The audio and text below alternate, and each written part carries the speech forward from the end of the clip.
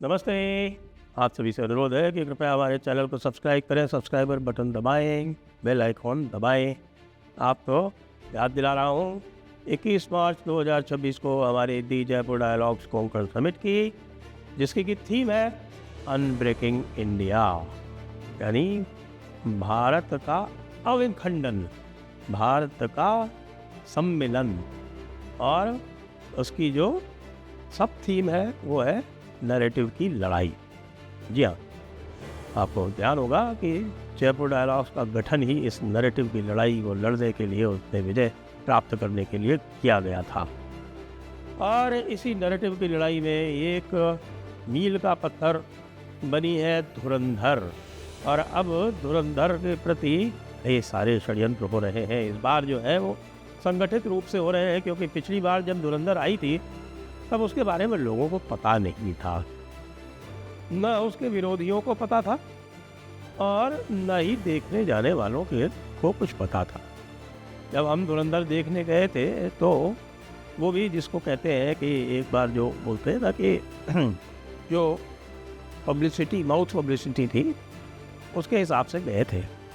और देखने के बाद हम अचंभित हो गए, क्योंकि भाई कि क्या हमारे राष्ट्रवाद को भी इस प्रकार से प्रखरता से और इस प्रकार बिल्कुल अनअपोलोजेटिक रूप से प्रस्तुत किया जा सकता है? आज तक तो नहीं हुआ था। तो इसलिए पूरी जनता उसकी तरफ आकर्षित हुई, सभी लोगों ने उसको सराहा और बॉक्स ऑफिस ने उसको नवाजा, हाथों हाथ लिया और सारे रिकॉर्ड तोड़ दिए। क्योंकि एक ही हिंदी में ही, एक ही भाषा में रिलीज़ हुई थी, इस बार बहुत सारी भाषाओं में रिलीज़ हो रही है। और सबको पता है क्या होने वाला है भाई। बदला जो थीम ही आ रही है वो क्या बता रही है आपको? वो आपको बदले की बात बता रही है, द रिवेंज। तो ये जो बदला है, ये जब लिया जाएगा तो आप समझ सकते हैं कि बॉलीवुड वालों की पीड़ा जो है वो कितनी बढ़ गई है। आज मैंने देखा कि शोभा डे जैसी, क्या कहें उसको, शोभा जैसी पेज 3, शोभा डे जैसी पेज 3 सेलिब्रिटी, वो पेज 3 सेलिब्रिटी आर्टिकल लिख रही है। और आर्टिकल में जब मैंने जब उसको पढ़ा उसको, तो पहले मैंने नाम नहीं देखा था, लेकिन जब मैंने देखा उसमें तो कई, अरे भाई हिंसा, अरे भाई रक्तपात, ये सब उसमें जो है उसको देख के बड़ी वितृष्णा होती है, बड़ा दिल जो है वो कचोटता है, क्या इसको दूसरी तरह से नहीं किया जा सकता था, इत्यादि इत्यादि। जब मैंने पढ़ा तो मैंने कहा भाई ये तो कोई लेफ्टिस्ट लग रहा है, और या कोई वोक है, देखा जाए कौन है भाई। देखा शोभा डे, या शोभा डे पेज 3 की तितली। तो वो पेज 3 की तितली ऐसा क्यों लिख रही है, लेकिन उसमें कुछ बातें कही उसने कि भैया ऐसा है कि धुरंधर के विरुद्ध बॉलीवुड में सभी लोग धुरंधर के विरुद्ध हो गए, सभी लोग धुरंधर के आर्टिस्ट के विरुद्ध हो गए। क्यों? तो भाई ईर्ष्या, ऐसी ईर्ष्या कि बस पूछिए मत। ये जो है हमारे सबके नैरेटिव्स को तोड़ के, या नैरेटिव की लड़ाई की बात कर रहे हैं ना हम, जयपुर डायलॉग्स में भी धुरंधर की बात आएगी क्योंकि बात तो नैरेटिव की लड़ाई की है। तो उस नैरेटिव की लड़ाई में धुरंधर ने सबको पीछे छोड़ दिया। इसीलिए उनके प्रति लोगों का मतलब जो बॉलीवुड के जो स्टैब्लिश्ड लोग थे, उनका सबका दुराग्रह है। आपने देखा होगा कि खान ब्रदर्स में से किसी ने भी धुरंधर को नहीं सराहा। आपने शाहरुख खान को कुछ कहते नहीं सुना, आपने सलमान खान को भी कुछ कहते नहीं सुना, आमिर खान को भी कहते नहीं सुना, सैफ अली खान को भी कहते नहीं सुना। ये सारी जो खान ब्रिगेड है, इसने दशकों तक बॉलीवुड पर राज किया है, दशकों तक। भाई ये जिनको मैंने बताया ये तो एक्टर्स हैं, तो लेकिन एक्टर्स ये है कहाँ से? इनकी जो ये सारे के सारे सेकंड जनरेशन के हैं, फर्स्ट जनरेशन का कोई नहीं है। जी हाँ, सैफ अली खान के बाप नवाब पटौदी थे, तो वो जो है वो अपना वंश ढो रहे हैं हमीदुल्लाह खान का। हमीदुल्लाह खान उनके नाना परनाना, जो भारत में विलय होने वाली आखिरी रियासत थी वो भोपाल थी। और ये हमीदुल्लाह खान जो थे ये पूरी तरह से सक्रिय थे भारत की रियासतों को पाकिस्तान में मिलाने के लिए। उनका तो बस नहीं चला, भोपाल थोड़ा बीच में पड़ गया जाके भारत के मध्य में, नहीं तो उसको मिला देते। इसी तरह से आमिर खान, शाहरुख खान, ये सब जो है वो सेकेंड जनरेशन के लोग हैं।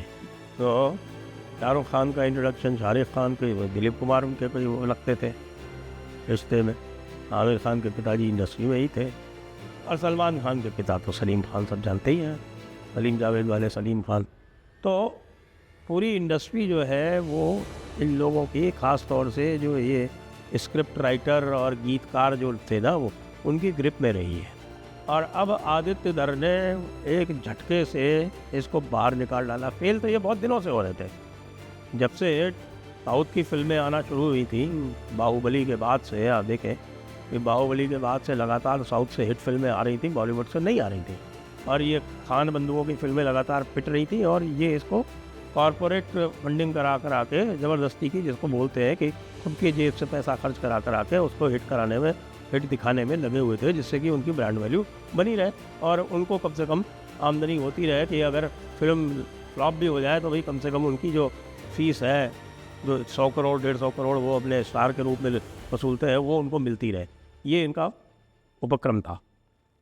धुरंधर ने वो सब तोड़ दिया, और न केवल धुरंधर ने तोड़ दिया, धुरंधर ने बॉलीवुड को मिडिल फिंगर भी दिखाई।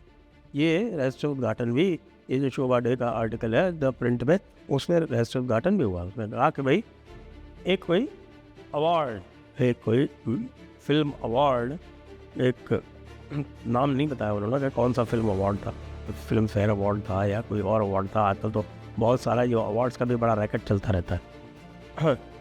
तो कह रहे भाई उस अवार्ड में 28 नॉमिनेशन रिसीव हुए, 28 नॉमिनेशन रिसीव हुए, 28 कैटेगरी में नॉमिनेट की गई धुरंधर, 28 कैटेगरी में।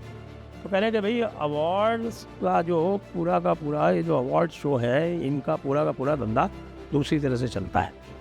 इस अवार्ड शो में आप या तो फिर एक बार अगर या तो आपको नॉमिनेट कर दिया गया तो फिर आप संपर्क कीजिए, कुछ और कीजिए, नहीं तो आप ये गारंटी कीजिए कि भाई हाँ ठीक है, आप अवार्ड शो में आएंगे और आप स्टेज पे थोड़ा बहुत नाचेंगे, कूदेंगे, कुछ अपना दिखाएंगे हुनर, और उससे जो है वो उनको ब्रांड वैल्यू मिलेगी, उससे उनको एडवर्टाइजमेंट मिलेंगे, उससे उनकी कमाई हो जाएगी। यामी गौतम को भी उसमें बेस्ट एक्ट्रेस के लिए नॉमिनेट किया गया। वो दूसरी फिल्म जो हक एक आई थी 3 तलाक वाली, उस फिल्म के लिए यामी गौतम को नॉमिनेट किया गया। लेकिन भाई स्वैग मानूंगा मैं, आदित्य धर का स्वैग मानना पड़ेगा। आदित्य धर, धुरंधर की पूरी टीम, यामी गौतम, किसी ने भी उस अवार्ड शो को अटेंड ही नहीं किया, अटेंड ही नहीं किया। आप देख सकते हैं फिर क्या हुआ, उसमें उनको एक भी अवार्ड नहीं दिया गया। आप देख सकते हैं किस तरह से जो अवार्ड शो की हिपोक्रेसी होती है उसको भी आदित्य धर ने पूरी तरह से एक्सपोज कर दिया। लेकिन भाई उसका क्या करे जिसके साथ में ईश्वर हो, उसका तो कुछ कर नहीं सकते। धुरंधर को तो अब जनता ने उठा लिया अपने कंधों पर, तो जिस फिल्म को जनता अपने कंधों पे उठा ले वो उसकी तो फिर बात ही क्या है। तो बड़ी उत्सुकता से धुरंधर 2 की प्रतीक्षा कर रहे हैं। अब धुरंधर 2 में भाई हाँ अक्षय खन्ना तो नहीं है, लेकिन यामी गौतम का नाम जरूर आ रहा है इसमें। हाँ यामी गौतम इसमें कोई पार्ट कर रही है, कोई रोल कर रही है। अब ट्रेलर आ गया है, ट्रेलर हमने देखा है कि भाई ट्रेलर से माहौल तो बन रहा है, लेकिन जो जसकीरत सिंह रांगी का जो एक रहस्य है वो भी कुछ कुछ खुलता हुआ दिखाई पड़ रहा है। और अर्जुन रामपाल यानी कि मेजर इकबाल जो है वो किसी बड़े रोल में दुर्दांत रूप में और इसमें दिखाई देने वाला है, ये भी पता चल रहा है। और आपको याद है बड़े साहब का नाम डायरी में नोट किया था।